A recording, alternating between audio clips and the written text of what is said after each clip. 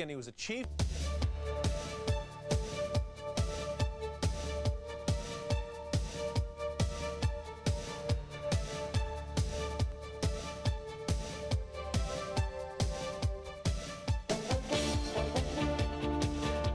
When you do what I do for a living, you have to have a positive mental attitude. And if that positive mental attitude doesn't work when you make that jump, you have to be man enough to handle the circumstances. In my case, I'm man enough. Robert Craig Evel Knievel debuted on Wide World of Sports back in 1967. We were actually covering a motorcycle race in Gardena, California, and Evel was jumping cars between races, filling in out in the middle of the track. On that day, he successfully jumped 15 cars, and he never filled in again. As a matter of fact, he headlined in 5 of the 14 highest-rated Wide World of Sports in the show's history. The country at the time, as you will recall, was being torn apart by the Vietnam War and the Civil Rights Movement.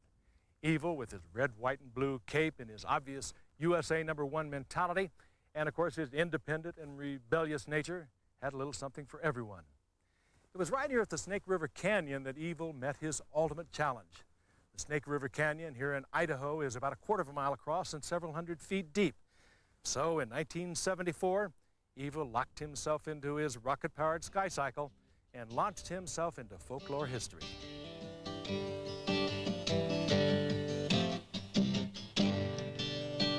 The morning has come, the planting's all done, and soon you will kiss the sun.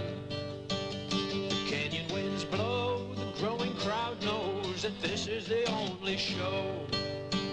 And everyone here is waiting to see the devil without the D. A man with the means to live out his dreams by riding on big machines. And only one jump now set him free, the devil without the D. Hey, I hear him come, look at him run, or look at old Evel fly. There is now just 1 minute to go. 1 minute and counting. Stopwatch will go on at 10 seconds. Camera's on at 5. I think Evel asked us, and asked us all, to be silent and wish him well in the last 30 seconds. And so we will all stop talking now. Happy landing, Evel. Camera. And we're minus 5. 5, 4, 3, 2, 1.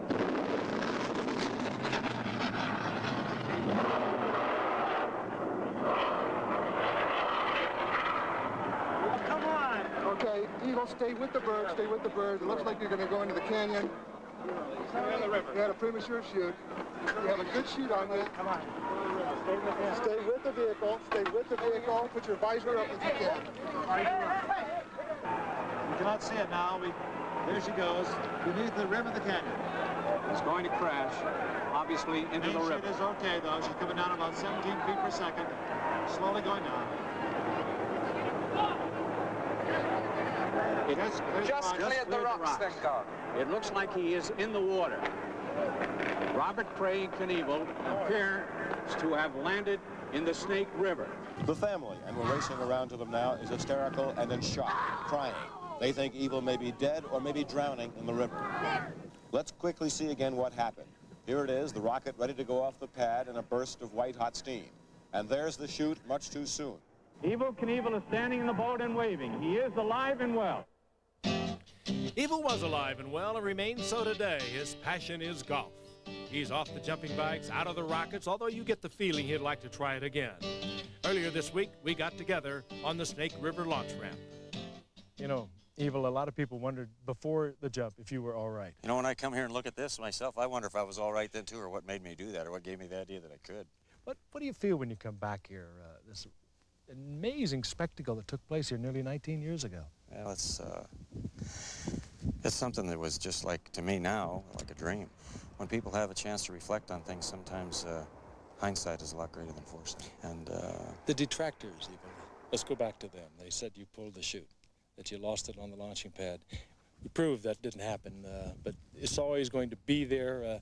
Tell us just as it happened. Well, I'm glad that it happened the way I did.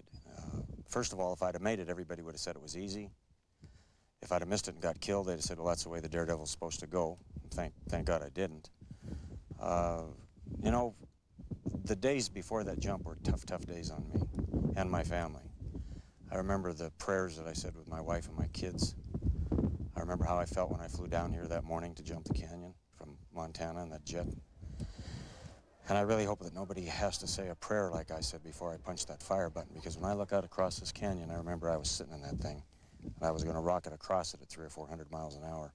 I landed about 7 feet from the edge of the river back into this side, and boy, I was mad, I'll tell you. I waited for 7 years to jump across this canyon and ended up with a faulty parachute system. With the Snake River came the international fame Evel had sought so long, and 9 months later, he set out on a worldwide tour that opened and closed in London's Wembley Stadium. 67 season Palace, here he goes, and he will go. He's down and he is hurt. Oh my God.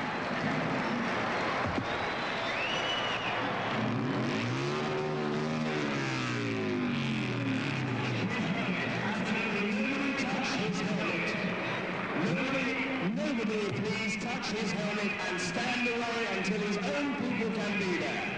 Frank, what happened? Hit a little short, I think, pal. Yeah, just missed it. That's enough, man. You've proved enough. Let's get the stretcher. Let me get off the ramp. Please help me walk off the ramp. Frank, take me off. I got you, buddy. Whatever you want. You got it. Fill the stadium, rise and give that man the best that you can all do. Let's hear it all around the stadium.